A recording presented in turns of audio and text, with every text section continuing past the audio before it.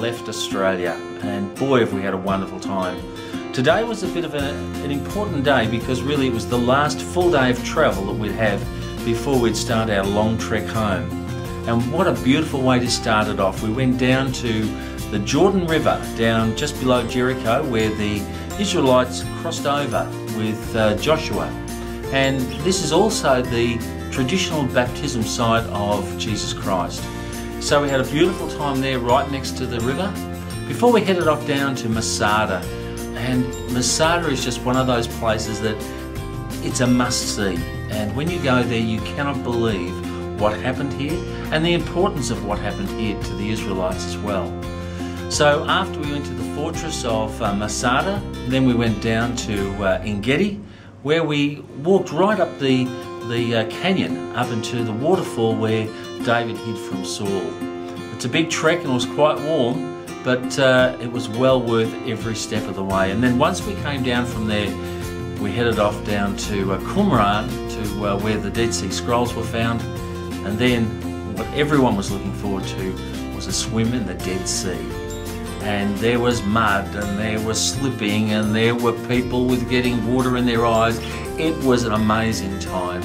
But it was one of those that you'll just never forget if you ever do it yourself. And you know, it has been a wonderful time. And if you ever get to Israel, make sure you put a Dead Sea swim into your itinerary. Anyhow, we've just got back, and we haven't yet washed all the salt off, but we're looking forward to a really good day tomorrow when we go to Yad Vashem, which is the Holocaust Museum. And then after that, we're going to have some time shopping, which the women are very excited about. So thank you for joining us, and we really look forward to catching up to you all when we get back to Australia.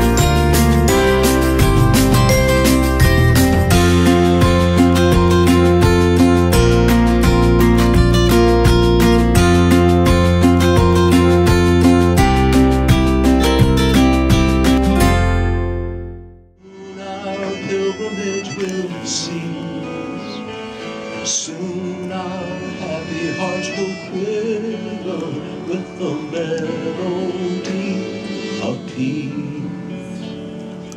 And yes, we'll gather at the river, the beautiful, beautiful river. We'll gather with the saints at the river that flows by the throne of God.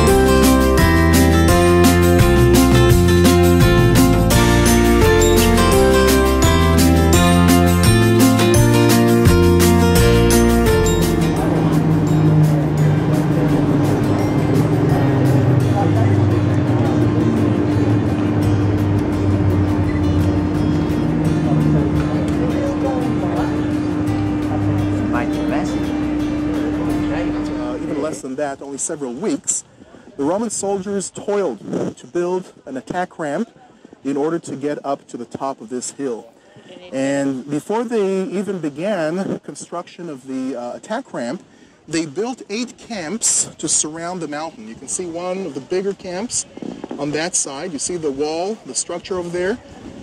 You can even see the original gate through which they came into their camp. There was a smaller area there inside the camp, which was most likely the headquarters of the commanders of the 10th Roman Legion.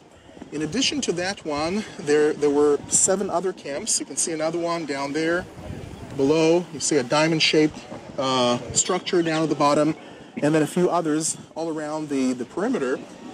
And in addition to that, they even built a wall to connect the different camps. And you can see the pile of rubble there, like a line running all the way across, right?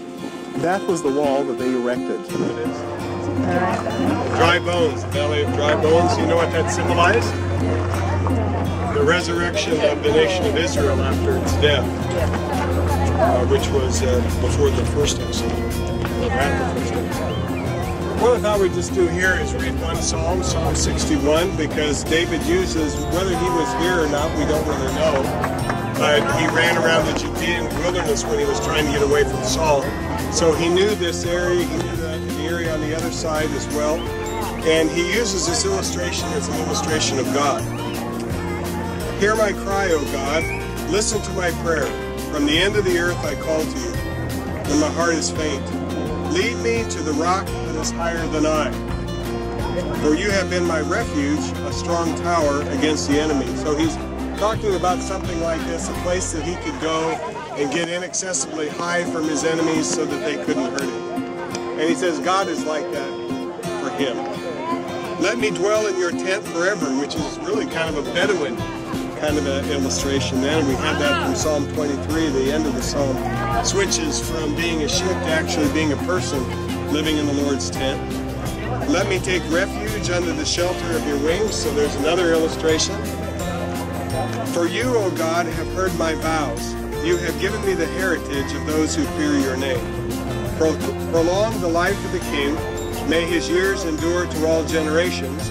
May he be enthroned forever before God. Appoint steadfast love and faithfulness to watch over him. There's one of my favorite Hebrew words in that verse, the steadfast love. Probably some of your versions say loving kindness. It's the Hebrew word chesed, H-E-S-E-D, which is hard to translate into one English word. You really can't do it, but it means something like covenant faithfulness, loyal love, something like that. But it means that God will act for his people on the basis of how he promises to act. And it's always, C.S. Lewis was the one that said, it's always safer to talk about God's love for us than it is for our love for God. But people could show chesed as well, loyal love. And then the psalm ends, so will I ever sing praises to your name as I perform my vows day after day.